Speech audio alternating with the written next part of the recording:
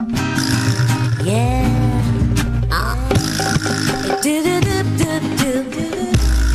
Yeah, yeah, yeah. Ooh, oh. Adidida, oi, oi, oi. Pays la joie, oi, oi, oi. Écoute ça, oi, oi, oi. Ladies in action en Kaila. Yeah. Quand compétit, oi, oi, oi. C'est un seul famille, oi, oi, oi. Bonjour, bienvenue dans C'est à nous, mais c'est pas comme ça qu'a fait. Bonjour à tous les téléspectateurs guadeloupéens, martiniquais, guyanais, réunionnais et aussi en Belgique et au Luxembourg et bien sûr en France et bien sûr à Natacha et à Soria qui nous écoutent cet après-midi et puis un bisou particulier à mon papa qui nous regarde comme tous les vendredis après-midi. Alors cet après-midi, je vous avais annoncé Madame Gladys Jarvis qui vient nous donner toutes les pistes pour garder nos maris, pour garder nos chéris, tout ce qu'il faut savoir avant de se mettre en couple, pendant et après. C'est si bien dit, Guylaine, tu le dis mais vraiment très bien, j'aime. Voilà, alors Gladys va nous parler de ça. Vous avez gagné la semaine dernière des tickets pour aller à sa conférence samedi 10h et 15h. Donc, elle est avec nous cet après-midi et elle va nous expliquer les pistes qu'elle vous donnera à exploiter, à suivre, à chercher en direct. Et puis avec nous, Bruno Maillard, qui la semaine dernière, je vous avais annoncé qu'il était là, mais qui s'est perdu, puisqu'il nous vient de la Réunion. Donc, Gladys de la Guadeloupe et Bruno de la Réunion. Ben, c'est bien, hein? Les Antilles sont là? Non, c'est pas les Antilles. Parce que les Mascarines. Les Mascarines. Mascarines. Alors Bruno, toi, tu es chercheur associé au CRESOC, Université de la Réunion, chargé d'enseignement à l'Université de Paris-Est-Créteil, et tu as co-signé le livre avec Frédéric Régent, Gilda Gonfier et toi, Bruno Maillard. On a la première de couverture, Libre et sans faire, qu'on a ici.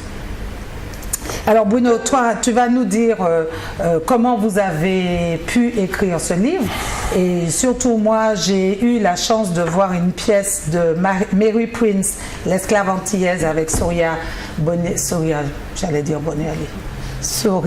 Adel, qui est réunionnaise, tu vois, c'est pourquoi Soria Adel à Paris sur l'esclave barbadienne.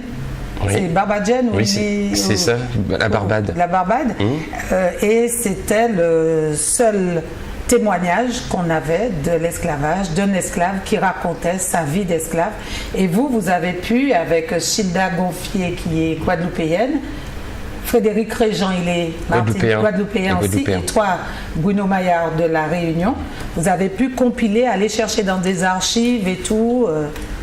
Oui, en fait, les esclaves dans les colonies françaises n'ont pas laissé d'autobiographie comme on peut les rencontrer dans les États du Sud des États-Unis ou dans certaines colonies anglaises, mais en revanche, ils ont laissé des phrases, des mots dans les interrogatoires et les dépositions de témoins des archives judiciaires que l'on trouve dans les archives départementales de la Guadeloupe, de la Martinique, de la Réunion, mais aussi aux archives nationales d'Aix-en-Provence. D'accord, donc c'est tout ça que vous avez compilé, dépoussiéré pour venir nous donner ces témoignages qui sont poignants. Oui, entre autres, et qui nous ont permis de reconstruire ce qu'on appelle le monde parallèle des esclaves. D'accord, puisque là, ils sont libres et sans faire, puisqu'il y a une première abolition et après... Non, c'est le terme qui est employé lorsqu'ils arrivent devant le juge d'instruction. Ils relèvent de la même procédure pénale qu'une personne de condition libre. Et en France, la tradition veut, depuis l'ordonnance criminelle de 1770, que tout homme qui est déféré doit être déféré, d'où le terme déféré, devant le juge d'instruction ou le lieutenant du juge. Ce qui fait que lorsque les interrogatoires commençaient, étaient bien notés, puisque ces esclaves souvent étaient incarcérés, étaient incarcérés à la geôle, et bien se présentaient libres et sans faire pour être interrogé le temps du procès ou de l'interrogatoire du juge. D'accord. C'est comme quand tu es dans le couloir de la mort, tu viens à la barre aux États-Unis et tu es libre et s'enchaîne. C'est un peu ça. Oui, mais c'est surtout le thème qui est employé encore aujourd'hui pour les personnes qui sont mises en examen et écrouées et qui, lorsqu'ils sont ou lorsque le juge d'instruction veut les interroger, donc on les retire de la maison d'arrêt, on les amène au tribunal, ils sont normalement, sauf exception, le juge doit exiger que les gendarmes leur retirent les menottes. D'accord. Hein, ils doivent bien comparaître ou en tout cas être interrogés libre et sans faire. D'accord. Alors, un historien, qu'est-ce que c'est exactement? Oh là là.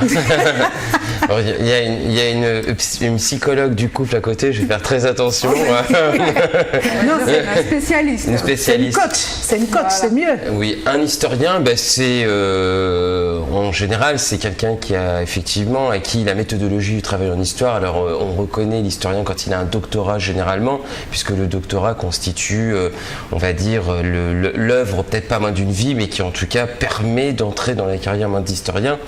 Un historien, surtout dans notre cas, donc les spécialistes du 18e, 19e siècle, c'est quelqu'un qui va dans les archives. Car pour pouvoir écrire l'histoire, reconstruire les faits sociaux humains dans la diachronie, eh bien, il faut avoir des sources. Et ces sources, on va les chercher dans les archives généralement. C'est un travail assez laborieux, un peu ingrat, difficile, parce qu'il faut s'imaginer, pour écrire un livre comme ça, on a dépouillé beaucoup d'interrogatoires et d'auditions. Il y en avait qui étaient intéressants, d'autres moins. Donc nous, évidemment, on restitue surtout ceux qui sont intéressants. Mais bon, ensuite, effectivement, il y a ce livre, il existe, il est là, et ça, c'est important. C'est important, c'est le premier en plus. Oui. C'est le premier. Oui. D'accord. Alors, je vais remercier mes sponsors, l'Espace Beauté Marie-Josée pour ma coiffure, Marie-Josée, et Armel pour mon maquillage, et c'est pour vous. Et puis, un coucou à Éric Jean-Marie qui m'avait demandé de tester une coiffure qu'on avait vue. Alors, je vais me retourner pour vous montrer ma coiffure avec mes cheveux naturels. Roulement de tambour. Ah, on est là, on regarde. On est là. Oh, formidable. Bien réussi. Bien réussi? C'est très joli. Wonderful. Bon, ben voilà, donc c'est ça, l'Espace Beauté Marie-Josée et puis Armel pour mon maquillage. Alors merci beaucoup, puisque le vendredi c'est ravalement de façade. Mais non, Guylaine, tu exagères. C'est gentil. Mais les téléspectateurs me demandent souvent, mais vous n'êtes pas comme le vendredi. Ah ben non, lundi, mardi, mercredi, c'est pas comme le vendredi. Donc quand on va à un premier rendez-vous, est-ce qu'il faut s'apprêter? Est-ce qu'il faut être sur son 31? On voit avec des coachs à la télé pour dire comment s'habiller, comment en fonction. Qu'est-ce que tu vas nous... Oui. Alors, bien sûr, quand on va à un premier rendez-vous, mais ça semble tellement naturel. En général, on n'a pas vraiment besoin de le dire. Tu sais, dans cette période de couple et avant même la rencontre, avant que le couple ne naisse véritablement, je dis toujours qu'il faut se préparer. Se préparer à vivre cette relation de couple, se préparer, se connaître soi-même, être en phase avec soi-même, être bien au clair ce que j'aime, ce que je n'aime pas, ce que j'apprécie, ce que je n'apprécie pas, ce que je veux et ce que je ne veux plus, parce qu'on a une histoire, parce qu'on a un vécu et il y a beaucoup de choses la plupart du temps qu'on ne désire plus. Se préparer, comme l'athlète qui va se préparer parce qu'il a un championnat, comme la maman qui va se préparer lorsqu'elle est enceinte à recevoir son nouveau-né dans le foyer, comme les étudiants qui vont avoir un examen et qui vont se dire bon, on a un examen, alors on se prépare, on va se programmer. Alors physiquement, mentalement, psychologiquement, émotionnellement et même spirituellement. Waouh, Bruno, tu te rends compte tout ce qu'on fait pour vous? Alors c'est vrai pour les deux, hein. C'est vrai pour les deux. C'est vrai pour les hommes et c'est vrai pour les femmes. Donc une bonne préparation parce que finalement on va accueillir quelqu'un dans sa vie. Accueillir. Mais quand au début tout est beau, tout est merveilleux. Au début on se dit il y a même plein de problèmes, hein Bruno, lors des premières rencontres. En général oui. Ouais. Après c'est quelque chose à entretenir. Hein, voilà, entretenir, mais au début là... Au début, ça se passe bien parce qu'on a une image idéale de l'autre. On idéalise l'autre. Et puis, on se montre sous son meilleur jour. En vérité, on se montre tel qu'on est parce qu'on donne le meilleur de soi. Et ce qu'il faut faire, c'est cultiver ce meilleur de soi au quotidien. Pour que ça dure. Oui, et donc ne pas laisser le quotidien, la négativité environnante et puis certains événements, circonstances, la routine du quotidien venir s'immiscer et interférer, garder cette image idéale. Alors, il y a quatre étapes dans le couple. Il y a la fusion. La fusion, c'est cette période... Moi, je prends des notes. Hein. La fusion, c'est cette période où on va apprendre à se connaître, où on va regarder toutes nos similitudes, nos affinités, ce qui nous rapproche. Alors, bon, pour la petite histoire, ça donnera cette femme qui a rencontré son partenaire de vie idéal, son prince charmant, et qui va appeler sa copine et dire « Allô, Bernadette, tu te rends compte, je viens de le rencontrer. Il a un chien et moi aussi. Et il aime les gâteaux au chocolat et moi aussi. » L'idée, c'est que... on aime tout pareil. Oui. Tout pareil. Et elle est importante, cette phase de fusion, parce que cette phase de fusion, c'est ce qui va permettre au couple de naître par la suite. Donc il faut que ce couple puisse s'unir. Il y a cette confiance qui doit se mettre en place. C'est le socle du couple, la confiance. Et puis on va pouvoir évoluer dans une relation qui va pouvoir commencer à avancer et à progresser. Et donc après cette phase de fusion, il va y avoir la phase de différenciation. Ah bon, tu n'aimes plus ça. Alors tu aimais bien il y a 2 semaines et ça te plaît plus d'aller au cinéma le mercredi. C'est pas ça. C'est que on s'est oublié l'un et l'autre. On s'est pleinement investi et engagé dans notre relation, ce qui est extrêmement important. Et puis, on s'aperçoit qu'on avait des buts. Alors, en général, c'est peut-être au bout d'1 an, de 2 ans, de 3 ans. Ça dépend des buts. Différenciation, tu dis. La différenciation. Et on s'aperçoit qu'on avait des buts, des objectifs individuels. Alors, ça peut être professionnel, ça peut être au niveau de la carrière, ça peut être des activités qu'on avait avant de rencontrer son partenaire et qu'on a mis en stand-by. Alors, on va avoir envie de reprendre parce que finalement, on se sent suffisamment en confiance. Et cette phase de différenciation, ça va être le petit mot ah bon, tu aimes ça toi, maintenant. Le petit maintenant ne veut pas dire que en fait tu es devenu bizarre.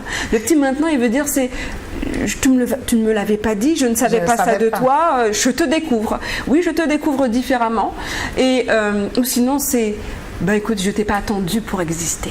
Ah, ça c'est dur. Voilà, mais c'est pas dur quand on comprend ce que ça veut dire. C'est pas dur quand on comprend ce que ça veut dire. En fait, ça veut dire que jusqu'à présent, on regardait ce qui nous rapprochait, ce qui nous unissait. C'est la fécondation, hein, comme au niveau de l'œuf. Hein, et maintenant, on va regarder quelque chose, on va regarder nos différences et on va accepter que nos différences ne nous séparent pas, mais que nos différences nous enrichissent. C'est ça. Accepter que nos différences nous enrichissent et que finalement, on n'a pas à changer l'autre, accepter l'autre tel qu'il est. Et ça, c'est une grande étape dans la vie d'un couple. Souvent, à cette période-là, le couple, l'un des deux, si ça ne se fait pas en harmonie, on va le dire comme ça, l'un des deux peut avoir l'impression que l'autre est en train de s'éloigner. Et c'est pas du tout ça. Alors, il va essayer de se rapprocher plus. Et l'autre va dire, oh, en ce moment, je ne sais pas ce qu'il a, il m'empêche de respirer, j'étouffe, je sens que j'étouffe. Voilà, je vous donne les petites clés pour que vous puissiez comprendre que ces petits langages dits au quotidien, ils veulent dire quelque chose. Je suis en phase de différenciation. Et si je sais dans quelle phase je suis, c'est comme la femme qui va accoucher.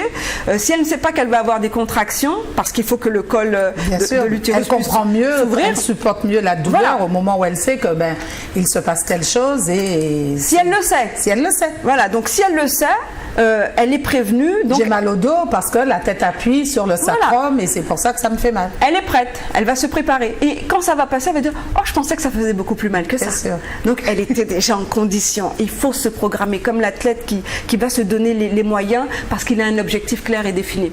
Et cette période de différenciation, c'est une période, c'est un cap à passer. C'est vraiment bon, ok, je te découvrais jusqu'à présent comme je voulais te découvrir. Maintenant, je vais te découvrir tel que tu es et je vais devoir m'harmoniser avec ce que tu es et apprécier ce que tu es. Ça, c'est important. Ça ne m'empêche pas de garder l'image idéale que j'ai de toi. Je vais dire ceci, et c'est tellement important. on ne vit pas avec les gens ou les choses, on vit avec l'image que l'on se fait des gens ou des choses. Ça veut dire que vous ne vivez pas avec votre partenaire, votre mari, votre conjoint, ou vous vivez avec l'image que vous vous êtes créée de cette personne. Et au début, cette image, elle est belle, elle est formidable. Qu'est-ce que tu en penses, Bruno? Là, on a la chance d'avoir un homme, tu sais que c'est interdit aux hommes la conférence. Ah oui, c'est vrai. Ouais, c'est que pour les femmes, donc comme profite quoi, à fond. Hein. Comme quoi, hein? Non, c'est intéressant et c'est troublant. Maintenant, ce que j'attends de Gladys, c'est les solutions. Et c'est ça qui m'intéresse. Elle donne déjà, hein? Elle les donne. Oui, non, mais en tout cas, c'est intéressant. Et alors, j'ai envie de dire, c'est un petit peu comme quand on a un problème en mathématiques où des fois, il faut connaître les principes, les règles, les théorèmes. Il faut connaître le théorème et après, on fait quoi? On applique le théorème. Et donc, c'est ça. Connaître les phases du couple et après se dire, OK, au quotidien, je vais pouvoir fonctionner avec ça et déjà, je sais. Je sais. C'est-à-dire que quand il va me dire, moi je t'ai pas attendu pour exister, je ne vais pas me sentir offensée, blessée, humiliée, puis je ne vais pas commencer à pleurer toutes les larmes de mon corps. Ça peut être vrai pour l'un ou l'autre. Non, je vais simplement comprendre, ok, ça veut dire que finalement, maintenant, il a besoin de se réinvestir, voilà, de se retrouver. Mais c'est tout à fait le mot parce que quand deux êtres se rencontrent, c'est un mélange, il y a le mélange des corps. Ça, c'est Eros, c'est le premier degré de l'amour. Il y a 4 degrés dans l'amour. Et puis, il y a le mélange des idées, des croyances. Il y a aussi le mélange des esprits. Et donc, à un moment donné, on a besoin de savoir finalement, je suis qui, moi? Parce qu'elle m'a tellement, ou il m'a tellement pris comme ça dans tout son flot et d'énergie et tout le reste que j'ai besoin de me retrouver. Donc, c'est ça. Différenciation. On passe ce cap-là et tout se passe merveilleusement bien. On va arriver à la phase d'expérimentation. Ça veut dire que on va se lancer dans la carrière professionnelle. On va décider d'avoir des enfants. On va décider de se réinvestir dans certaines activités. Et là, il faut faire attention. Parce que les enfants ne nous rapprochent pas, contrairement à ce qu'on pourrait le croire. Je dis toujours que les enfants sont des pièces ajoutées. Souvenez-vous, il y a eu deux êtres, un couple, qui ont fait des choix, qui ont eu des projets et qui ont décidé à un moment donné d'avoir des enfants. Et mesdames, trop souvent, vous oubliez que vous êtes des femmes, avant même d'être mères. Et les femmes ont tendance à tellement s'investir dans leur rôle de mère qu'elles oublient leur rôle de femme, leur rôle d'épouse, d'amante. Elles oublient à mettre ça un peu de côté. Et pendant cette période, monsieur peut se sentir délaissé. Alors, je le dis, les hommes ne vivent pas la maternité comme les femmes. Il n'y a rien qui se passe dans leur corps, il n'y a pas de changement hormonal, il n'y a pas de... Alors, ils participent, ils sont là, ils mettent la main et puis ils sont contents. Vibrationnellement, ils le ressentent. Malheureusement, cette séparation physique font qu'ils ne peuvent pas ressentir exactement la même chose. Et donc, il faut le comprendre. Il faut le comprendre aussi. Pareil, au niveau de la carrière professionnelle, on peut arriver à trop peut-être s'investir et ne pas garder cet équilibre qui est essentiel dans son couple. Donc, tout ça, ce sont des choses qu'il va falloir gérer au quotidien. Et puis donc, à ce moment-là, trouver des activités à faire ensemble, des moments de partage. De retrouvailles. Oui, de partage, de retrouvailles. Et je rappelle que partager, ça ne veut pas dire échanger. Souvent, les gens disent « Ah oui, je veux quelqu'un pour partager, échanger », en pensant que les deux mots sont synonymes. Partager, c'est donner une part. Quand je donne une part d'un gâteau, je prends le gâteau, je le coupe et je donne une part. Et j'attends pas qu'on me donne une autre part en échange. Donc, ça veut dire... C'est pas complémentaire. C'est pas la même chose. Donc, donner une part de soi, donner ce qu'on est, c'est ça, partager. Quand des gens disent je veux partager, eh ben c'est que je sens que j'ai quelque chose à donner. J'ai de l'amour, j'ai de l'affection, j'ai de la tendresse, j'ai tellement de choses à offrir, des centres d'intérêt aussi.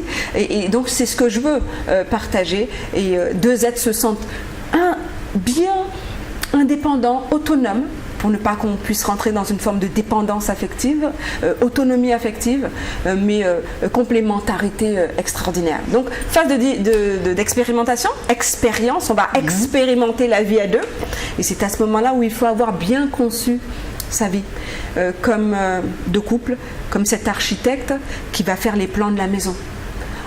Quand on se rencontre, on va fixer tout de suite les buts, les objectifs, les projets. Moi, je ne fonctionne qu'en objectif.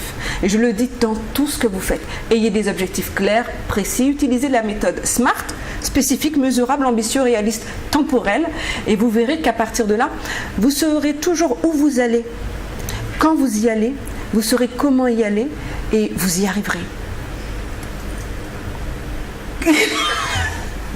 Ça te fait peur ou ça Non, te va? je prends note, j'écoute, je me concentre. Et c'est ce que je dis, j'aime les hommes. Parce que, oui, j'aime les hommes parce qu'on pense toujours que, regardez bien, on rencontre plus souvent des femmes qui se plaignent des hommes que des hommes qui se plaignent des femmes. Et c'est la raison pour laquelle j'ai fait cette conférence dans un premier temps pour les femmes. Je crois que les femmes ont une longueur de retard. Je crois que l'éducation qu'on reçoit quand on est une fille ou une jeune fille n'est pas une éducation propice à bien pouvoir cerner cette dimension du couple, à se faire comprendre, à se faire entendre d'un homme. Souvent on dit « je ne suis pas compris », mais on peut rentrer dans une autre réalité. Je désire me faire comprendre. Et donc je vais me donner les moyens de me faire comprendre. Je vais utiliser des outils, des méthodes, on dit des que astuces, les hommes des viennent stratégies. de Mars et les femmes de Vénus, donc ça s'est vendu à des millions d'exemplaires. Mais oui, parce que les gens voulaient avoir quelque chose, ils voulaient avoir une substance. Alors moi, je pense que les hommes, comme les femmes, viennent de la source. C'est ma pensée. Je ne pense pas qu'ils sont opposés. Pourquoi? Alors ils sont complémentaires. Et qu'est-ce qu'ils veulent tous les deux? Réussir, être heureux, le bonheur, au final. Ce que tout le monde veut, peu importe quelque part son orientation sexuelle. Tout à fait. Tout à fait. Alors, on va poursuivre tout à l'heure. Bruno, parle-nous de ce livre. Je rappelle à Marie-Josée, il y a Marie-Josée Rousselin qui te fait un bisou parce qu'elle adore tes conférences et elle dit chaque fois qu'elle sort de là enrichie et elle progresse dans la vie. Bruno, alors ce livre, en introduction, tu dis que les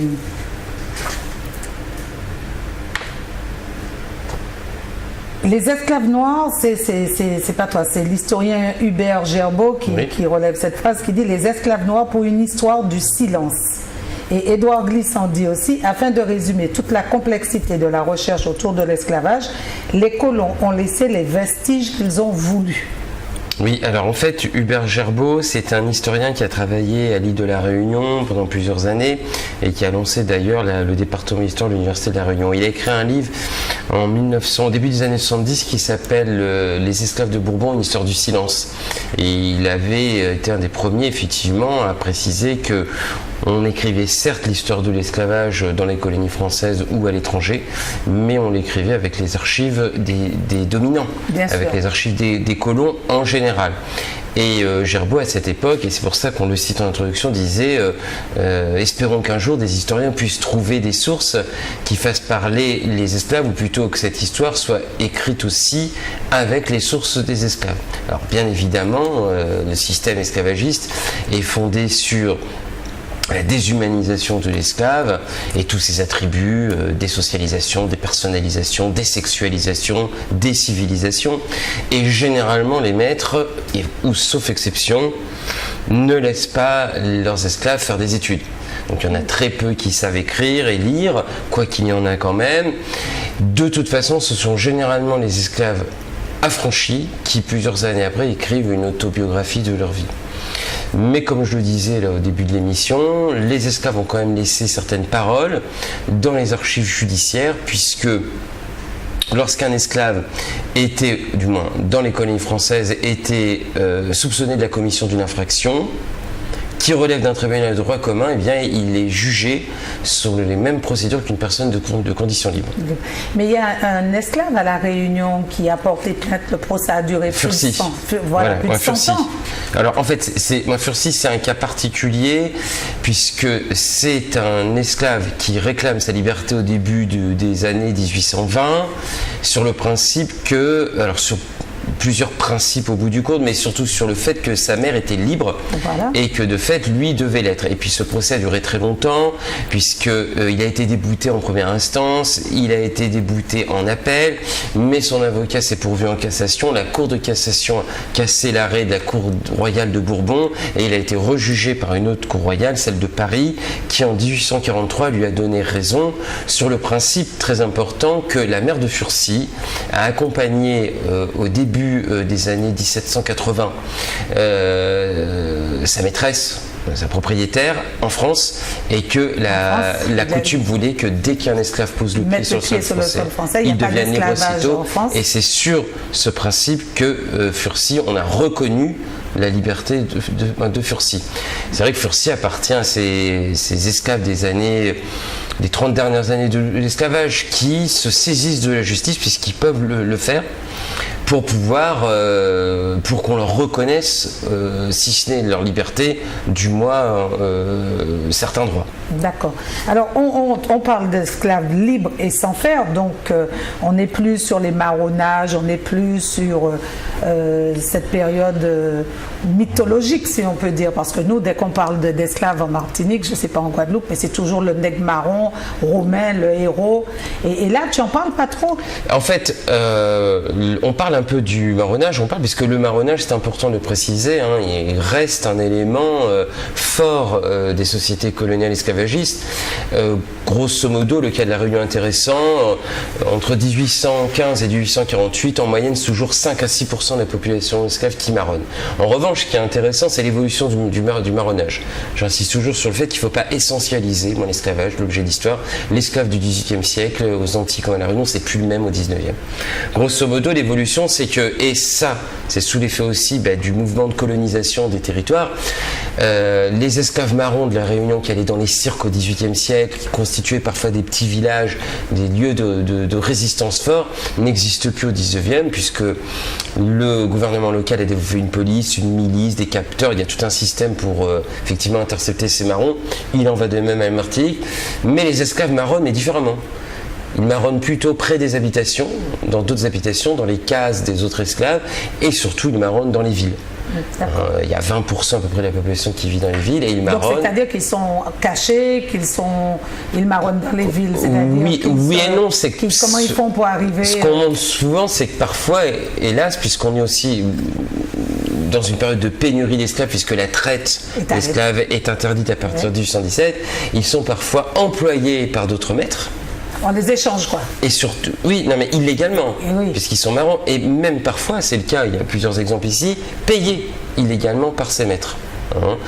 On le constate, d'ailleurs ce que le livre montre entre autres aussi, ce sont ces mobilités bien plus complexes, bien plus riches, bien plus courantes qu'on ne l'a dit jusque-là. Les esclaves circulent en dehors des habitations ou dans les domaines, les maisons de ville, et entretiennent des relations, encore une fois, variées, complexes, avec d'autres esclaves, avec des personnes de conditions libres. Oui, complètement. Qui les emploient. Qui les emploie. Oui. Qui les emploie, tout en sachant qu'ils ont marronné, qu'ils sont... Complètement. Et comme nous sommes en direct, il y a quelqu'un au téléphone, on va aller voir cet appel. Oui, bonjour. Bonjour, c'est Souria. Ah, Souria, super, merci beaucoup Souria. Alors, nous sommes en direct avec Bruno Maillard et qui a écrit, on parle du livre Libre et sans faire, et je te remercie de ton appel puisque toi, vas-y, parle-nous de toi et parle-nous de ta pièce tu fais un travail remarquable en France. Je vais m'appuyer sur le livre. Effectivement, j'ai découvert le témoignage de Marie Prince qui a 10 ans dans un salon du livre sous le titre La véritable histoire de Marie Prince. C'était publié chez Albin Michel et quand j'ai lu cet ouvrage, ça m'est tombé des mains parce que je n'avais jamais lu de témoignages d'esclaves en fait réels. Et j'ai été très surprise et très émue de lire cette histoire en me disant que j'espère que quelqu'un le mettra sur scène et le fera découvrir au plus grand nombre.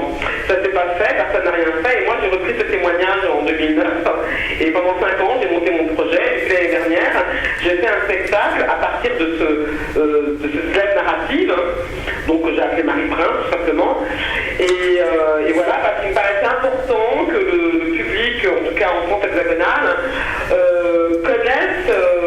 l'histoire d'une esclave de son point de vue. Je pense que c'est quelque chose qui nous manque énormément.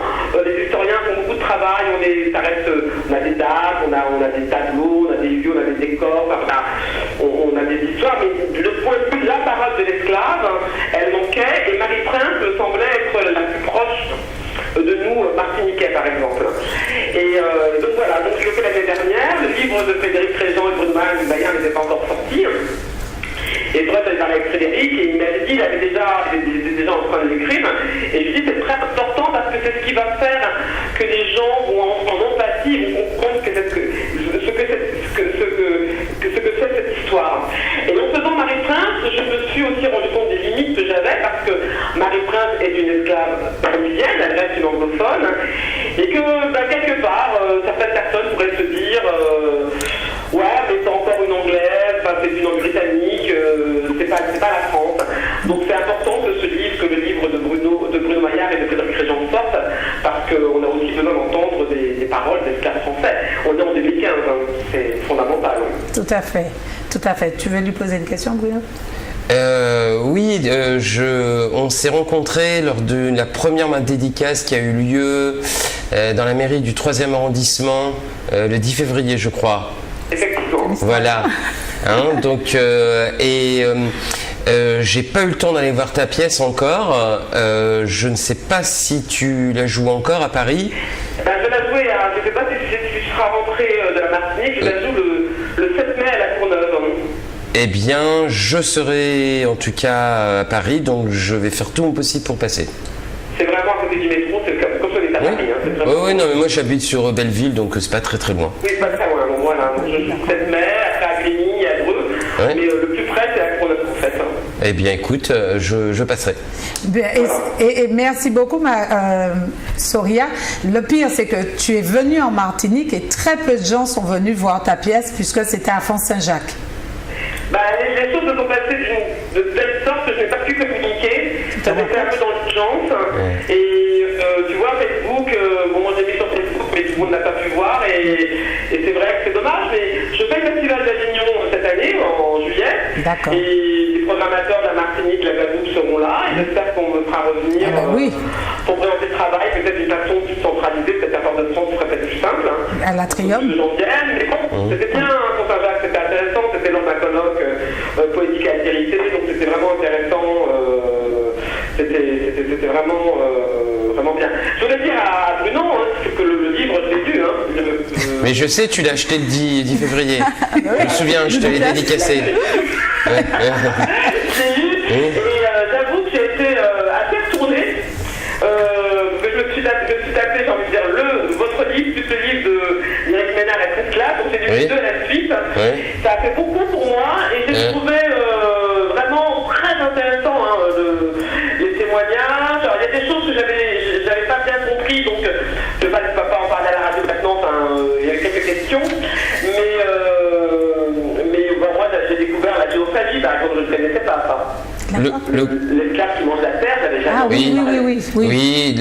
Comment ça s'appelle ça? La géophagie. Géophagie. La géophagie, je ne connaissais pas, donc voilà, on touche à des choses, voilà, ça permet de casser des mythes, comme on disait à la conférence de l'esclave. On voit bien que les esclaves sont très mal nourris, sont faibles, c'est vraiment très intéressant. Alors je ne sais pas si j'aurai l'occasion de faire une œuvre artistique, peut-être que quelqu'un le fera, il y a certainement quelque chose à faire au niveau artistique, mais en tout cas, c'est vraiment bien d'avoir ressorti ces notes de procès et ça permet de donner la parole à ces esclaves francophones. Donc quand je finis mon spectacle, je ne dis plus exactement la même chose, je dis, alors c'est pas un classe narratif comme Marie Prince, c'est vrai qu'on n'a pas la continuité d'un personnage qu'on suit de l'enfance jusqu'à un âge avancé, on n'a pas cette voilà, mais j'ai trouvé vraiment que c'était passionnant et je vais le relire autrement en mettant, parce que je trouve qu'il y a beaucoup de noms, en le relisant autrement, je le relirai une deuxième fois, mais ça m'a bien tourné les prises quand même, c'était très fort et voilà, pour les gens qui ne savent pas ce que c'est que l'esclavage, on rentre dedans directement. D'accord. Voilà. Oui, en fait, j'ai fait deux conférences cette semaine, entre autres à Sainte-Luce lundi soir et hier soir à l'Atrium. Et effectivement, à chaque fois, les organisateurs m'ont proposé de faire lire quelques interrogatoires et dépositions par 2 personnes, donc l'un joue le rôle du juge et l'autre de l'accusé ou du témoin. Et même moi, c'est vrai que ça m'a fait bizarre, parce que vraiment ces sources, je les ai trouvées, je les ai retranscrites, et de voir effectivement de voir 2 personnes faire vivre ces interrogatoires, c'était vraiment émouvant. Et puis surtout, ça donne effectivement une dimension très forte à la conférence. Donc pour le coup, je pense que c'est quelque chose que je referai dans l'Hexagone ou à La Réunion, puisque je dois y retourner au mois de juin, car j'ai bien remarqué quand même que le public qui écoutait la conférence retenait bien la puissance de ces sources, et ça c'est très très important pour l'historien. C'est quand même la source qui est au cœur de notre travail. D'accord. Et puis avec une incarnation en plus, alors là c'est parce que les gens, dès qu'un comédien qui est un petit peu, c'est un bon comédien, on va voir l'esclave devant ses yeux de toute façon. Moi je sais, quand j'ai Marie Prince, ce que les gens me disent, à un moment donné on oublie, Guillaume l'a vu, le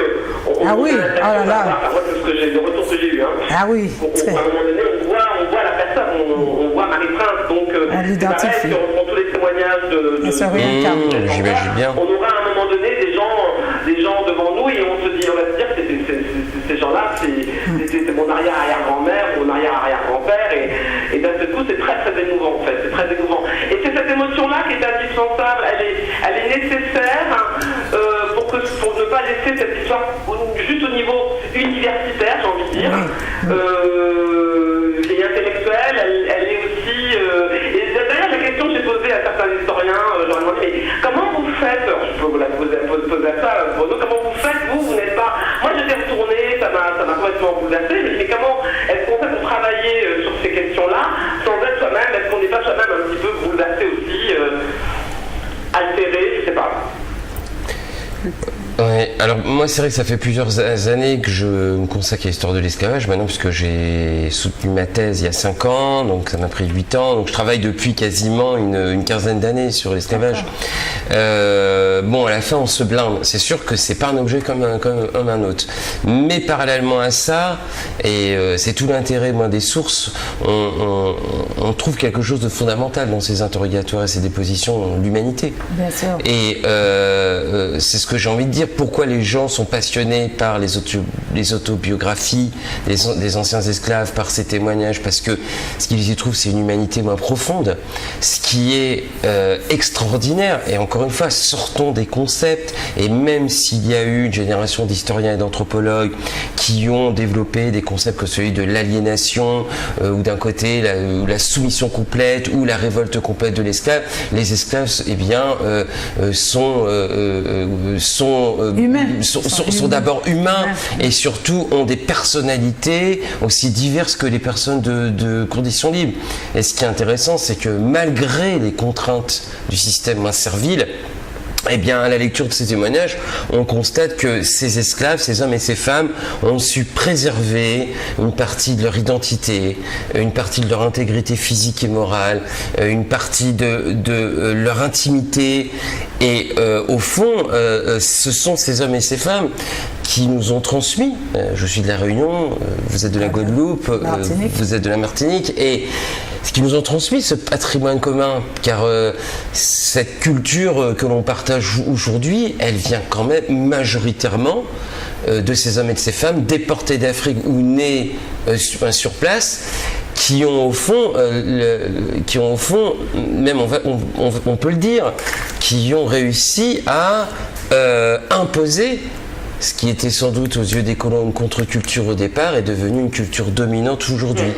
Et ça, c'est extraordinaire. Ben, merci Marie-Pierce. Merci Souria. Merci Souria. Merci Guylaine de m'avoir permis de parler de Marie-Prince. Voilà, Marie-Prince, on ne trouve plus le livre. On le trouve en anglais sur Amazon à 3-4 euros. pour les gens qui sont bilingues, qui sont entièrement bilingues, qui parlent anglais couramment, vous pouvez vous procurer comme ça. Et puis n'hésitez vraiment, je conseille vraiment à tout le monde de se procurer Livre et Sans Faire. J'ai vraiment trouvé que c'est un ouvrage à voir dans sa bibliothèque. Ah oui, ça. Absolument. Voilà. Très bel ouvrage. Donc, merci. À bientôt Guylaine. À bientôt. À Bruno. Je j'espère à bientôt à Paris. À Paris. À bientôt. Merci beaucoup de ton appel. Merci, au revoir. Eh ben voilà, mais j'ai oublié de lui demander, est-ce qu'elle était martiniquaise? Parce que on a une réflexion ici, comment on dit, c'est pas même jour où moi j'étais au Cavigné enflé. Tu la connais cette expression? Non, pas vraiment. Eh bien, ici, on a cette expression par rapport à ce qu'elle disait. Comment tu dis que ça s'appelle quand tu manges de la terre? Être? La géophagie. Géophagie, Oui. géographie, géophagie, Oui. voilà. Eh bien, chez nous, c'est connu, les personnes âgées te disaient, c'est pas même jour où moi j'étais au Cavigné enflé. C'est-à-dire que tu vas manger quelque chose, ça va pas bien se passer, bien te réussir, mais c'était connu. Bien le sûr. fait de manger de la terre. Oui. Mais là, c'était pour mourir, c'était pour être malade. Alors, tu dis que dans ton livre qu'il y a des témoignages qui racontent le quotidien, mais quand on le lit, on est d'abord attiré par la déshumanisation quand même. Oui, alors effectivement, et c'est là que c'est important de le souligner, le système colonial et esclavagiste, c'est d'abord de la violence. Certes, le consensus fait partie de la relation maître-esclave, mais la contrainte reste toujours là. Et d'ailleurs, on a trouvé beaucoup d'archives de maîtres qui usent d'une manière ultra violente, qui jouissent d'appareils coercitif extrêmement moins violent, le fouet, les chaînes, surtout le cachot qui est de plus en plus utilisé. Même le fait de la bouchette là. Oui, c'est ça en fait, c'était un masque de fer qu'on mettait, c'était surtout pour punir les esclaves qui volaient de la canne à sucre ou qui volaient de la nourriture.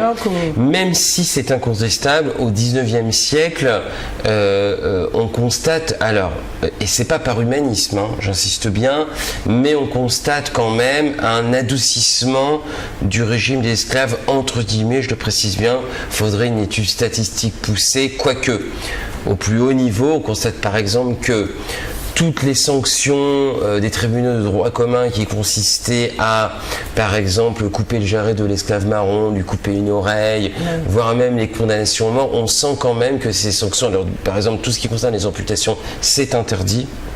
Sous la Restauration, puis la monarchie de Juillet, par les tribunaux de droit commun. Ça n'empêche pas d'émettre extrêmement moins violents des fois.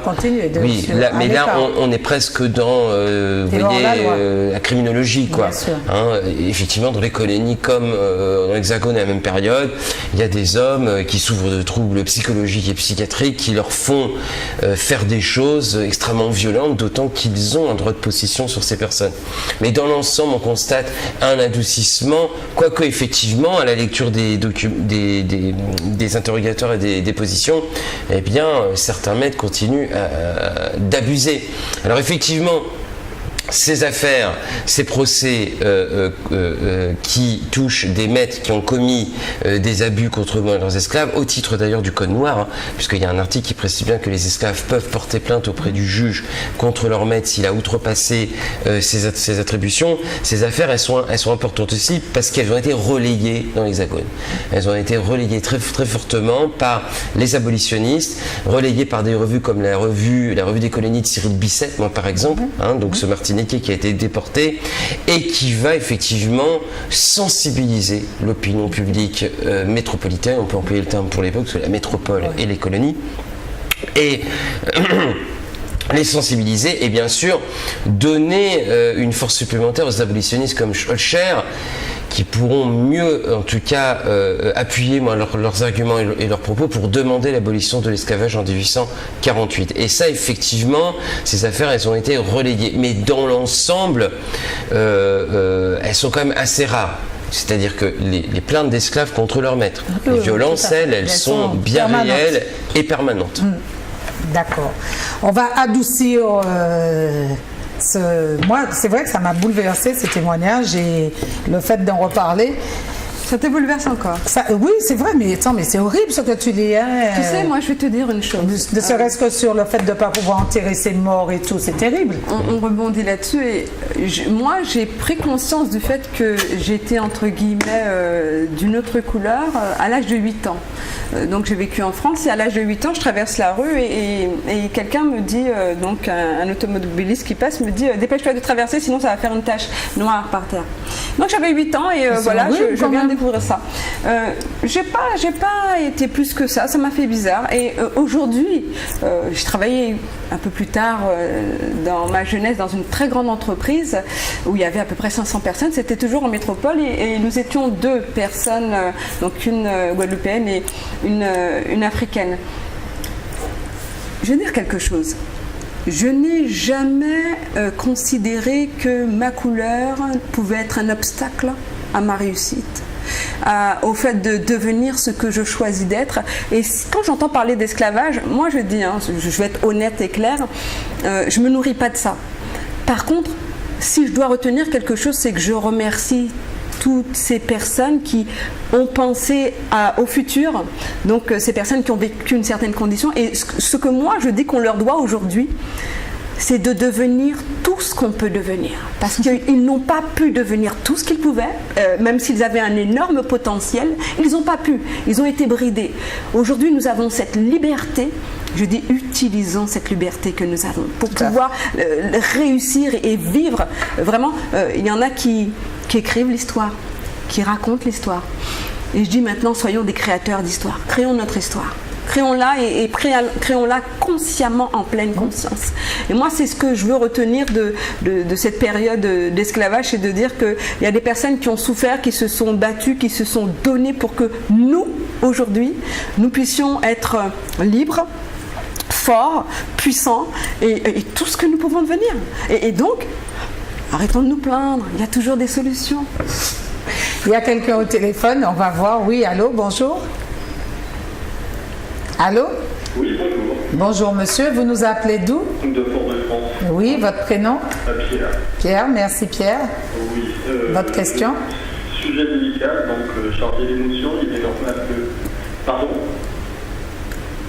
Pierre, vous m'entendez? Oui, très très bien. Allez-y Pierre. Oui, mais moi, voilà, je disais sujet délicat, c'est normal que tout ceci soit empreint d'une émotion particulière. Et j'aime beaucoup le discours de l'intervenante qui est avec vous sur le plateau. Le discours de Gladys. Voilà, de Gladys Jarvis. Et c'est un peu ma façon de penser aussi. Moi qui suis, puisqu'on parle de couleur et que c'est dans le débat, moi qui suis plus foncé de peau, je dirais qu'elle, je n'ai jamais considéré ma noirceur de peau comme un frein, mais même pour moi personnellement, c'est-à-dire le regard des autres m'importe peu, mais ça ne saurait être un frein pour moi parce que je ne peux vivre qu'avec mes atouts. Et pourquoi ce ne serait pas un atout? C'est un atout. Comme j'ai les mêmes facultés de raisonner et de penser, ça n'est un frein nulle part. C'est-à-dire que si on laisse les autres croire que quand ils nous ont dit tu es noir ou tes choses, machin, si nous laissons ces gens-là nous mettre en position de victime, c'est que nous-mêmes, nous participons encore à cet esclavage intellectuel qu'on veut instaurer, qu'on continue à instaurer. Tout à fait, tout à fait. Voilà, et j'espère que les gens continueront à penser qu'on a été libérés de nos chaînes, mais c'est à nous de nous libérer de nos gènes. Oui, mais c'est ça que dit Frédéric Régent, Gilda Gonfier, Bruno Maillard, libre et sans faire. Donc je dis, on nous fait, puisque nous pas ni fait. C'est-à-dire que je ne mets pas en avant une couleur, je suis un être à part entière et je fonctionne avec ma réalité. Tout à fait. On prend un autre appel parce que ça a déclenché des appels. Merci beaucoup. Merci. Allô? Allô? Oui, bonjour. Vous nous appelez d'où? Oui, j'appelle de Fort-de-France. Oui, votre prénom? Paul. Oui, allez-y, on vous écoute. Oui, bonjour. Bonjour. Oui, j'appelle de Fort-de-France. Oui. Voilà, et donc je suis actuellement en vacances Oui, vous m'entendez? Très bien. Il faut pas que vous nous écoutiez à travers le poste de télévision, mais au téléphone. Parce qu'on a un décalage. Alors, si vous me regardez à la télé, quand je vais parler, vous allez vous entendre après. Il faut nous parler au téléphone, pas à travers le poste. D'accord, très bien. Merci. Allez-y. Oui, bonjour. Oh, bonjour. Voilà, oui, donc... vous êtes en vacances? Oui, je suis Paul, voilà, donc j'appelle de Fort-de-France. Je suis actuellement donc de passage en vacances. Oui. Donc voilà, en visite chez mes parents. Et j'ai beaucoup apprécié donc vos interventions, d'autant plus qu'au même je viens actuellement donc d'écrire, de finir un livre sur le développement personnel, et notamment sur la joie d'être. Et c'est vrai que j'ai également donc revu donc mon passé, revu également des événements donc de l'histoire donc des Antilles, et notamment donc sur les cicatrices, comment on dit ça en français, donc les souffrances donc qui sont encore très présentes, je pense, dans le psyché collectif, dans la conscience collective martiniquaise et antillaise de façon générale. La mémoire collective qu'on partage, où beaucoup de souffrances sont présentes, c'est vrai. Les gens, dès qu'il y a un souci, ils disent c'est dû à l'esclavage, c'est parce qu'on a été esclave. Voilà, c'est vrai, ça revient souvent, c'est récurrent. Voilà. Et c'est vrai que ce que j'ai constaté, c'est qu'en fait, il y a quand même des éléments positifs dans la culture antillaise que j'ai retrouvés, qui sont notamment celles de l'humour. La pratique de l'humour, la pratique de pouvoir relativiser, je pense. L'humour, c'est Rio avant Yorio. Oui, l'homme Isabelle. Voilà, c'est ça. Rien, l'homme Isabelle. Voilà. Et je pense que ça, c'est vraiment une très grande force qu'on pourrait actuellement, quand on a parlé justement d'être créateur de sa réalité. Et d'être plus, je dirais, comment dirais-je, conscient de ses choix, conscient aussi donc de sa capacité de choisir. De choisir le moment présent par exemple par rapport à ce passé, mais en même temps comprendre, intégrer en fait ce passé et pouvoir justement en fait pouvoir en faire une force, savoir que tous ces êtres humains qui ont souffert dans le passé effectivement donc nous ont permis donc d'être là, d'être ici. D'accord. Et de pouvoir justement avec l'humour, mais aussi avec ce travail, je pense, un travail de conscience personnelle et également collectif, de pouvoir justement transcender en fait cette souffrance et de pouvoir avancer. Très bien, merci Paul pour votre message, parce que c'est un message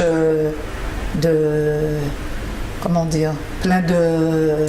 Un message d'espoir. D'espoir, voilà, je cherchais d'espoir positif et puis qui nous envoie de l'avant, de l'avant. Absolument.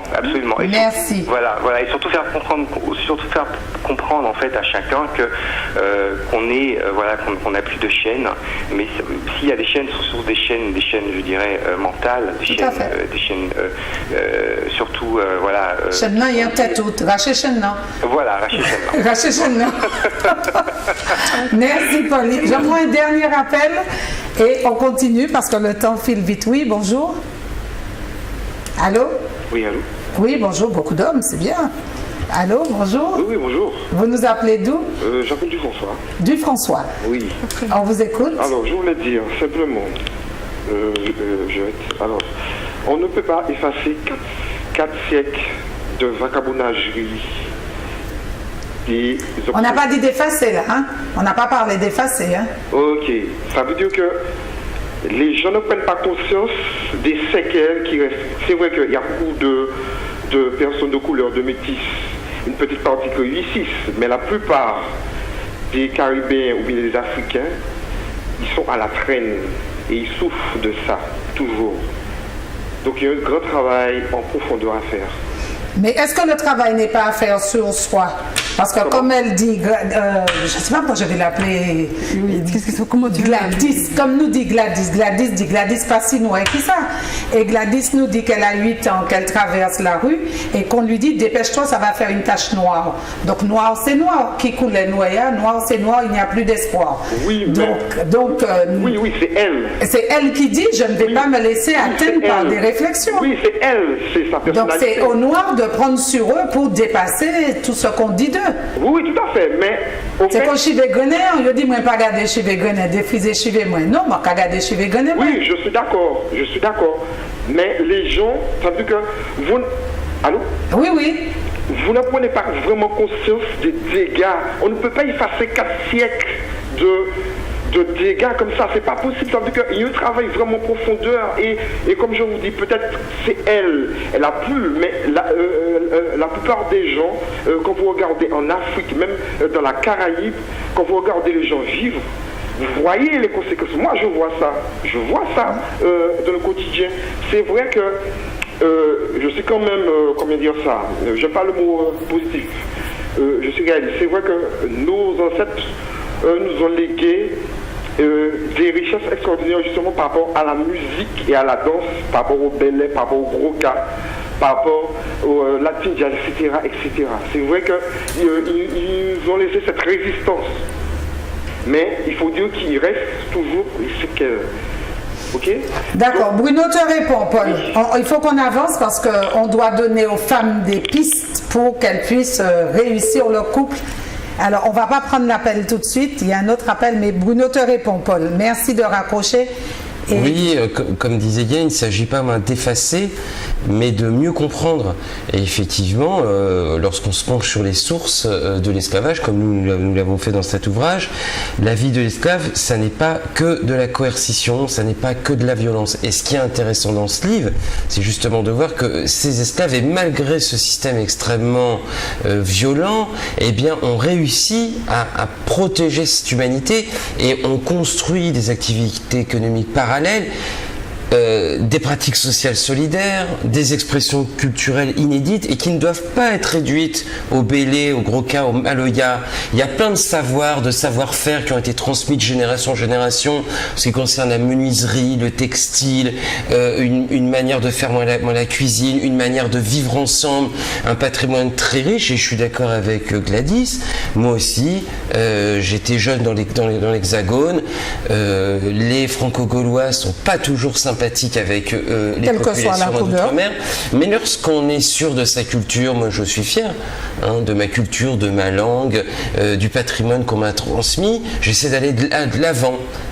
Alors, il ne s'agit pas d'effacer cette histoire de l'esclavage, il s'agit d'aller plus loin.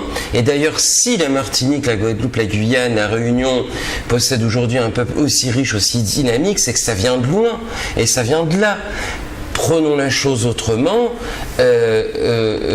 c'est parce que nos ancêtres ont dépassé, et c'est ce qui fait que cette histoire est extraordinaire.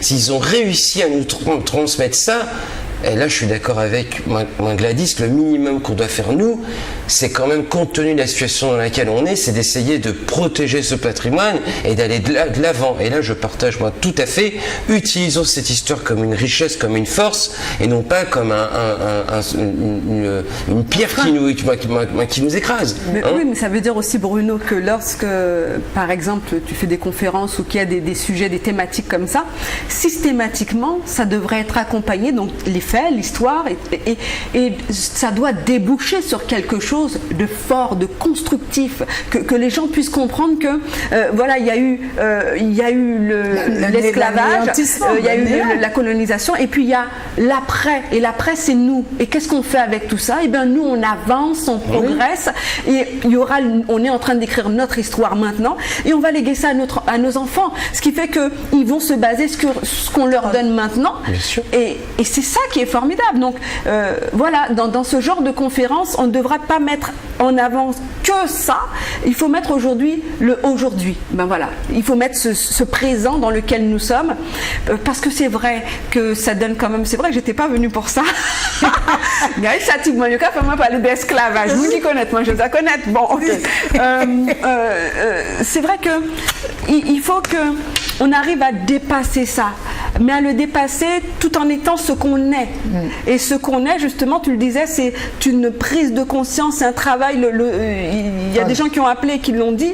Ce monsieur qui dit « Ah oui, mais on n'est pas conscient. » Mais de toute façon, qui est conscient de 4 siècles d'histoire? Qui? Est-ce qu'il y a une personne qui est capable de prendre les 4 siècles sur lui maintenant et de dire « Oui, moi je suis pleinement conscient ». Je ne crois pas. Par contre, c'est vrai, il va falloir arrêter de s'excuser systématiquement et puis de jouer aux victimes. Il y en a assez. C'est vrai qu'il y en a assez.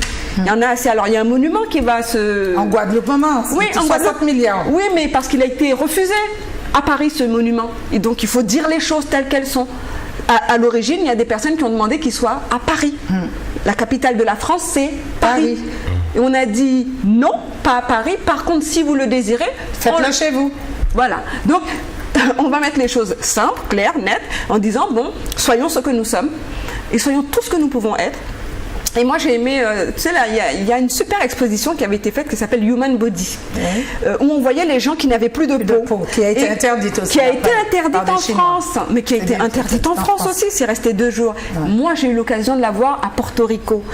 J'ai remercié vraiment le ciel d'y être. Pourquoi? Parce que tu voyais les gens qui n'avaient plus de peau.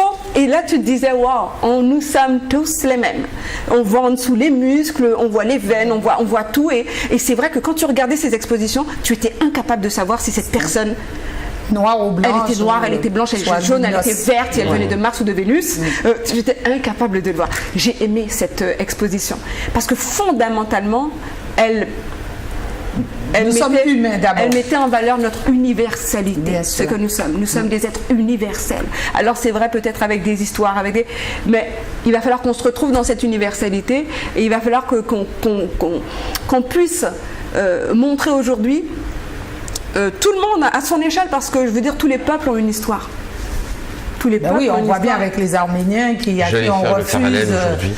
on refuse les peuples ont une histoire. Oui, et qui ont une histoire main dure, c'est-à-dire que le rôle de l'historien, c'est aussi de relativiser effectivement ce que les populations des Caraïbes ou de certains pays d'Amérique du Sud ont vécu, ou dans les Mascareignes ou en Afrique.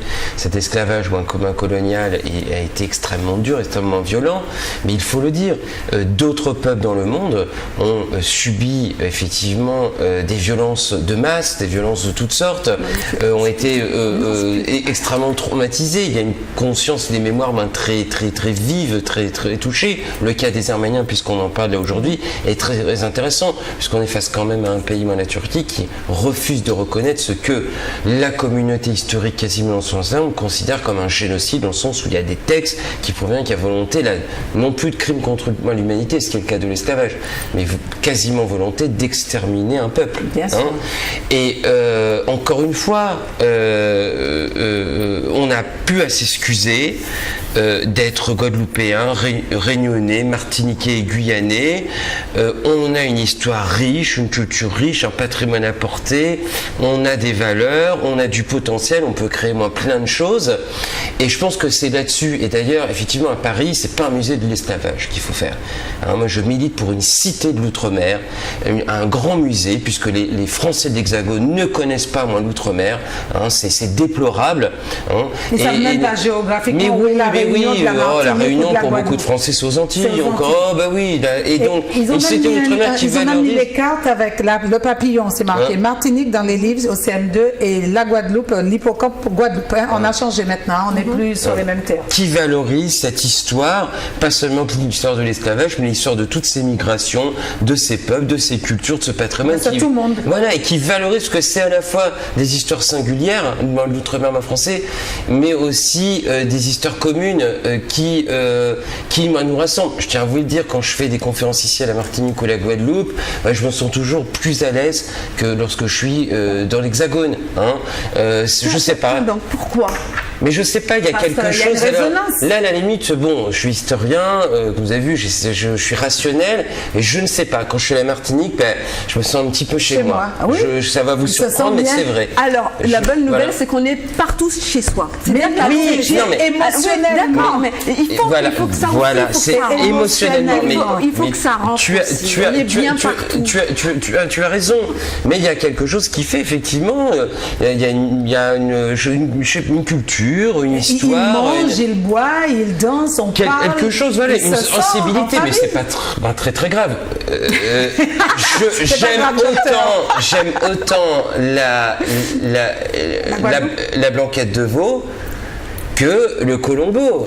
Voilà, non mais voyez, c'est pas un souci. Je crois que Bruno Guilaine, il faut qu'on rajoute, on n'a pas à s'excuser d'être blanc, vert, jaune, on n'a pas à s'excuser d'être entier ou d'être français non plus, d'être italien ou d'être... Voilà, on est ce qu'on est. Et je dis même, écoutez, moi je dis, avant tout, on est bien plus que tout ça. Parce que la nationalité, c'est juste ce qui te permet de franchir une frontière ou une autre. Moi, je suis pour une terre sans frontières. Alors là, on va encore dire Gladys Jarvis, ça y est, elle vient de jeter le pavé dans la mare. Mais oui, une terre sans frontières.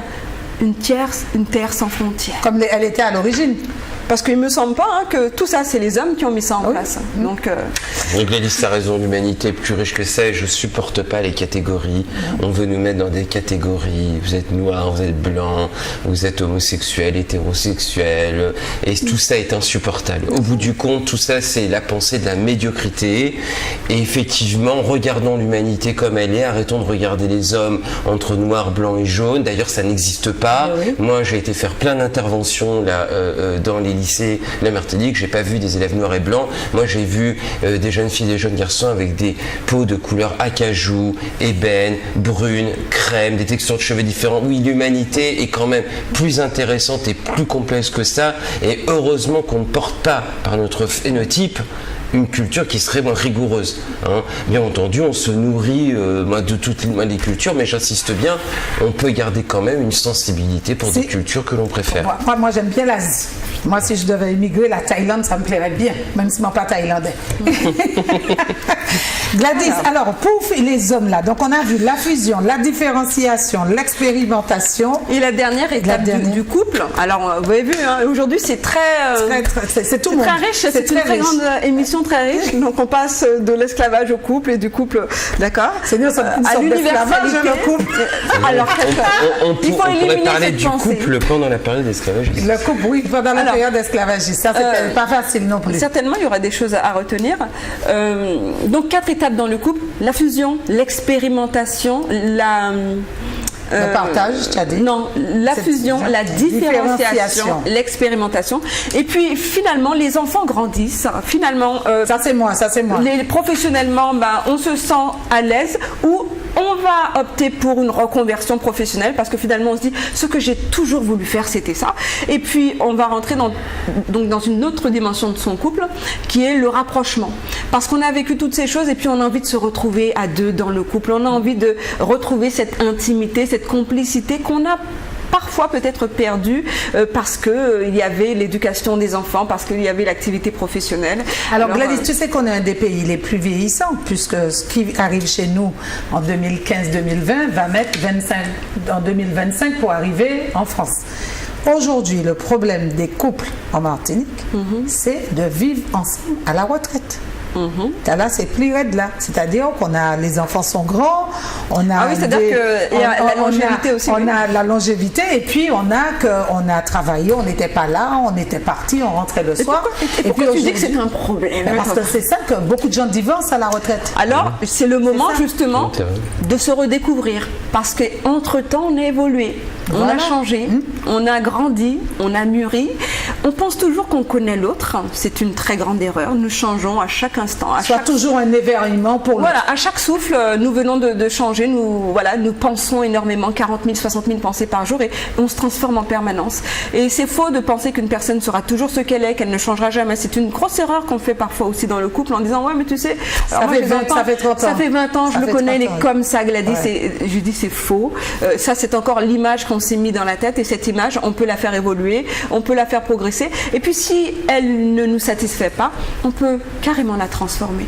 Donc il y a l'avant couple, cette préparation qu'il faut avoir pour pouvoir pleinement vivre le meilleur de la vie à deux. Ça, pour moi, c'est ça. Pour moi, la vie, c'est que du bonheur. Alors, certains me diront, mais Gladys, ouvre les yeux. Je dis, ce bonheur, il est en nous. Bien sûr. On doit maintenant aller bien au fond, le rechercher, le faire sortir, l'expérimenter, d'accord? Donc, dans notre activité professionnelle, dans notre activité de couple, hein, dans cette relationnelle de couple aussi, dans notre vie de couple, dans notre vie familiale et tout le reste. C'est un tout, la vie. Très bien. Alors, le couple pendant l'esclavage, parce que moi, j'allais t'entraîner sur la mort, sur ceci, sur cela, c'est très bien.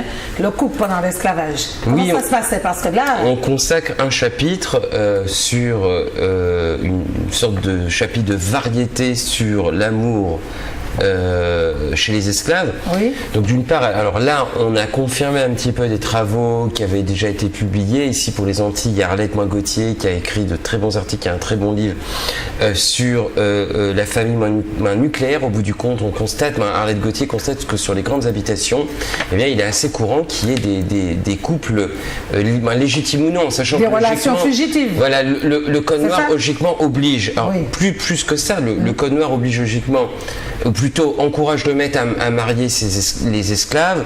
Or, lorsque un homme et une femme esclaves ne sont pas issus de la même habitation, les maîtres ne les marient pas parce que c'est trop compliqué lorsqu'ils ont des enfants, il y a des histoires de séparation, etc. pour les revendre. Mais ils tolèrent les couples illégitimes, et ce que l'on constate encore une fois dans ces mouvements d'esclaves, c'est qu'il y a des couples, alors ils se considèrent comme mari et femme, même ils ne le sont pas légalement, qui se constituent, qui ont parfois des enfants et qui se construisent dans leur case une véritable petite vie de famille. Alors, encore une fois, des historiens l'avaient déjà montré. Je parlais d'Arlette Gauthier pour les Antilles. Il y a Gilles Gérard à La Réunion qui a écrit justement, qui s'appelle Famille marronne. Donc c'est pas du tout ces esclaves en marronnage, c'est que ces familles marron. Pourquoi? Parce qu'elles existent, mais elles ne sont pas reconnues légalement. Et par-delà effectivement ces familles qui sont bien plus nombreuses qu'on ne le pensait jusque-là, il y a aussi toutes ces relations extra-conjugales, fugitives. Il y a des vies amoureuses dans ces sociétés coloniales esclavagistes entre les esclaves, mais aussi entre les esclaves et des personnes de conditions libres. On a plusieurs histoires, par exemple celle du fameux de Delphine. Oui, ou l'histoire de Coco Boyer, donc ce livre de couleur qui essaye de séduire la fameuse Delphine, et qui elle est très amoureuse de son compagnon Fortin, et qui surprend Coco Boyer essayer de violer tout simplement sa compagne, et qui va bien sûr de la défendre, qui va entraîner une affaire judiciaire, au bout du compte un non-lieu. Donc encore une fois, là on est dans l'humanité. Pour avoir une image de relation amoureuse entre les esclaves qui serait liée à une forme d'animalité, vous voyez, très violente, et non, pas du tout. Encore une fois, ils préservent cette humanité, et là, alors effectivement, on manque peut-être moins de sources pour entrer en l'intimité moins profonde, mais a priori, il se passait des choses très étonnantes, c'est-à-dire une vie amoureuse et sexuelle, sans doute. Alors, il y a aujourd'hui des historiens qui traitent de cette histoire. Faut-il qu'on puisse trouver des sources, mais en tout cas, voilà, il y a une vie amoureuse et sexuelle chez les esclaves, encore une fois, en dehors du contrôle du maître, en dehors du contrôle du système, qui peut-être, encore une fois, on est encore peut-être dans un patrimoine qui nous a été transmis de génération en génération. D'accord. Voilà, donc... Vas-y, ta conférence, c'est samedi matin, 10h et 15h. Donc voilà, samedi matin, conférence, ce que toutes les femmes doivent savoir avant et pendant le couple. Hommes, mode d'emploi, hôtel La Batelière, 10h ou 15h, parce qu'il y a deux possibilités. Donc 10h ou 15h. Information importante, donc on va peut-être donner un numéro de téléphone, 2 numéros de téléphone où vous pouvez appeler encore pour avoir des tickets en pré-vente, sachant que là c'est en train de se raréfier. Quel numéro? Donc le 06 96 53 33 30, voilà, 06 96 53 33 30, ou le 06 96 53 75 06. Je crois qu'il reste encore des tickets en pré-vente prévente chez Didier Service. Donc renseignez-vous avec les numéros que je vous ai donnés. 06 96 53 75 06 chez Didier Service, route de Didier. Chez New Style Coiffure qui se trouve... Ça c'est de la pub, madame. Excusez-moi. Donc du côté de Fort-de-France, en tous les cas, c'est vrai, c'est là. Donc ils vont appeler et ils vont pouvoir se rendre. Autre chose très importante, pour les personnes qui viennent à la conférence de 15 heures, vous pourrez acheter vos tickets pré-vente parce que ça a été prévu le matin. Et c'est important de le dire, pourquoi? Parce que quand on vient sur place, c'est plus cher. D'accord. Donc c'est mieux d'avoir son ticket pré-vente. Conférence réservée aux femmes. Donc aux femmes uniquement. Et ce que je voulais dire, c'est qu'il y avait une petite information très importante. Souvent, on aurait pu penser que le titre allait mettre les hommes dans tous leurs états. Ça n'a pas du tout été ça. Les hommes ont pris le titre à bras le corps. Ils ne se sont pas sentis du tout offusqués.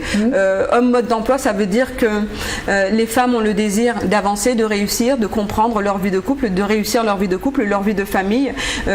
Et je constate aussi, c'est la raison pour laquelle je fais cette conférence, c'est qu'il y a quand même beaucoup de souffrance. Ah, beaucoup. Il y a beaucoup de souffrance dans cette relation homme-femme, alors qu'il y a beaucoup de solutions.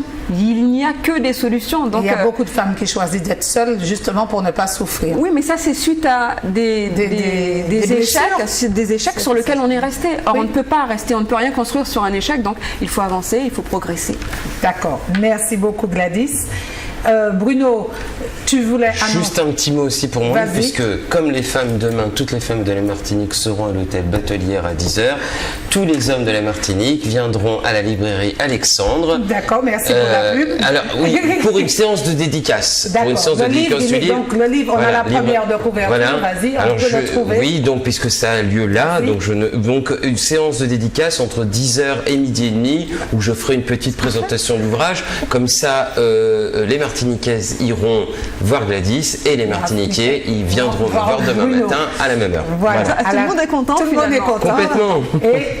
Et donc aussi Bruno, on s'est connus sur le 6e festival de... Oh, le premier.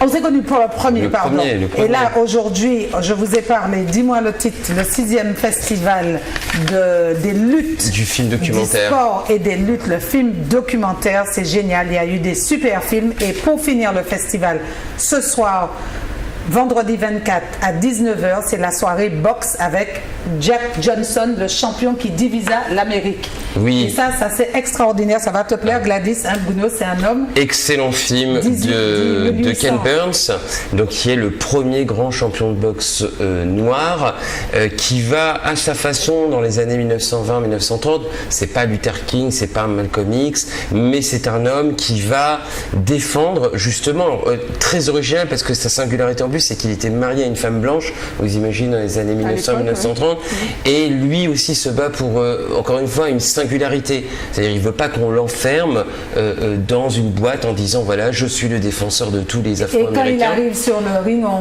il n'y a personne, il n'y a pas de noir dans la salle, il n'y a que des blancs et il est hué et tout, et lui il a un geste d'amour envers tout le monde. Complètement, oui, une approche. C'est un homme extraordinaire et le film est quand même réalisé par Ken Burns qui est le grand réalisateur de films documentaires. Il y aura un débat ensuite. Il y a Mathieu Méranville, martiniquais, qui est journaliste sur France 3 et qui a publié un livre sur les Afro-Américains du sport au XXe siècle, donc il sera là pour le débat. On aura aussi Hamzat Maboukari, qui est un historien spécialisé sur le panafricanisme. Bon, on aura plein de spécialistes. C'est gratuit. Un film, un débat, un cocktail offert. Donc une soirée complète pour l'ensemble des Martiniquais à l'Atrium à 19h. Voilà. Et puis moi je veux que tu me parles quand même de celui aussi de samedi. J'irai voir Pelé sans payer. C'est Pelé. Non, c'est pas celui-là. Si non. C'est la soirée de clôture. Alors c'est Pelé Garincha.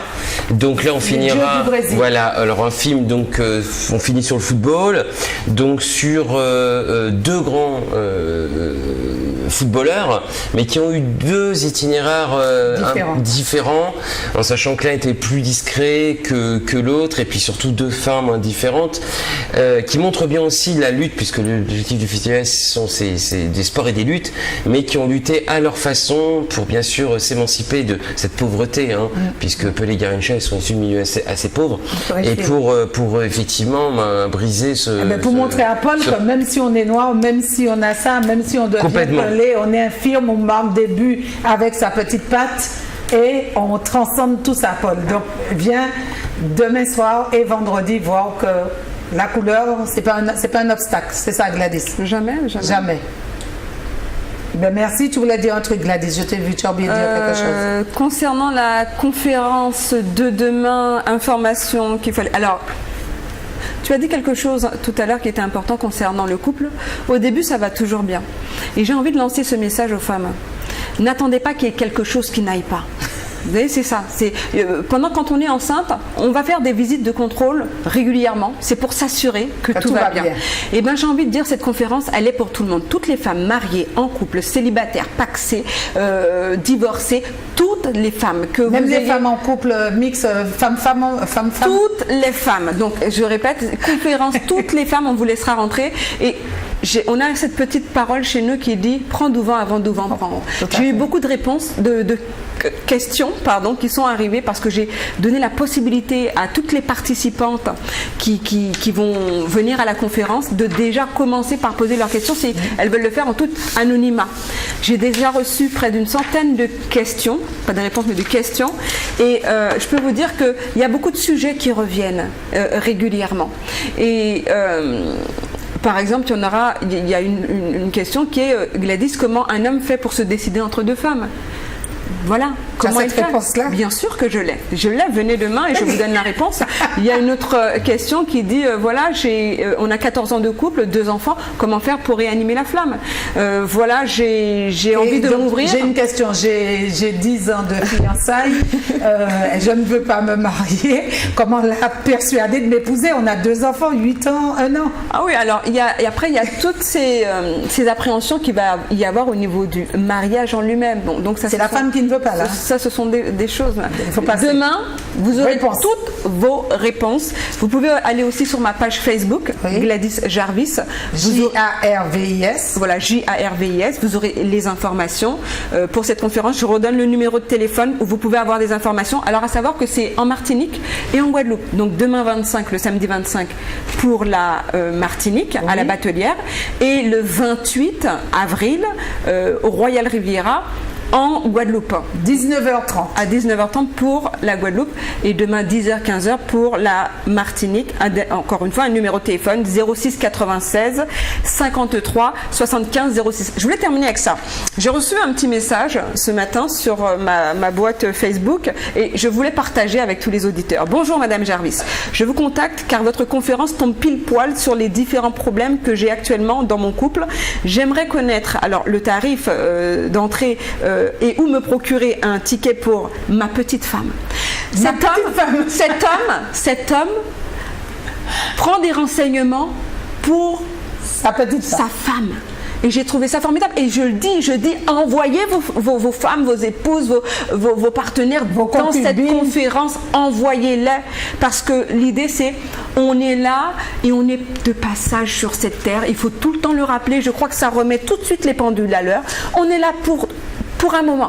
Et on n'est pas là pour se prendre la tête. Et si on peut être à deux et vivre le meilleur de la vie ensemble, progresser, avancer, se donner des objectifs et puis construire sa vie et se dire chaque jour, waouh, ça fait tellement de bien d'être avec toi et d'être ensemble. Une question pour toi qui n'a rien à voir avec le livre.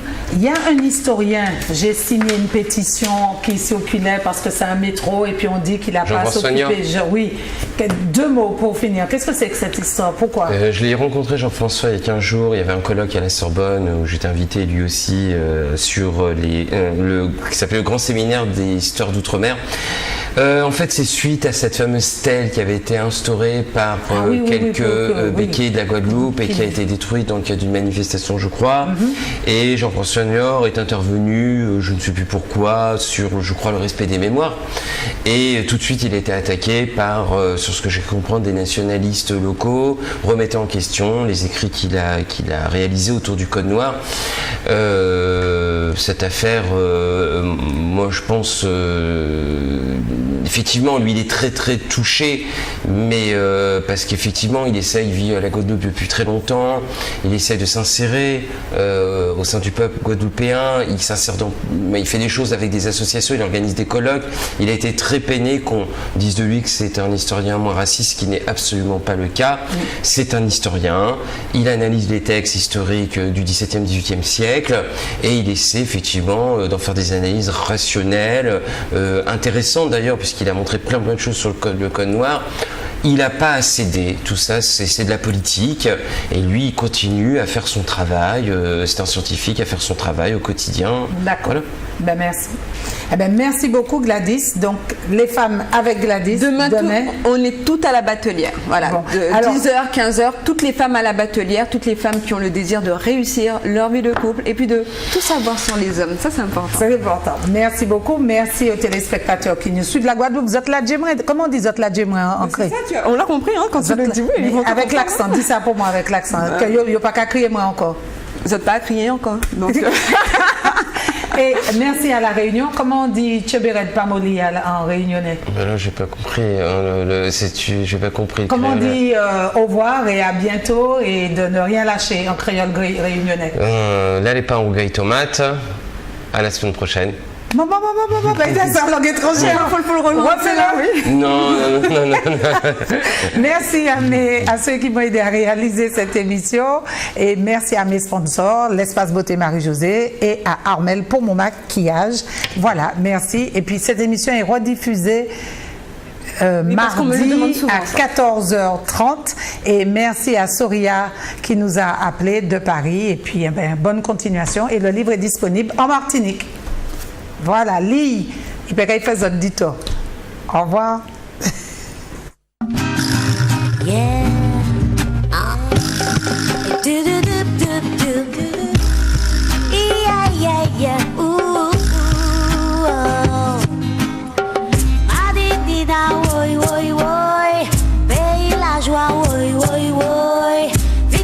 Ça, ladies in action en Kaila. Yeah, quand on petit,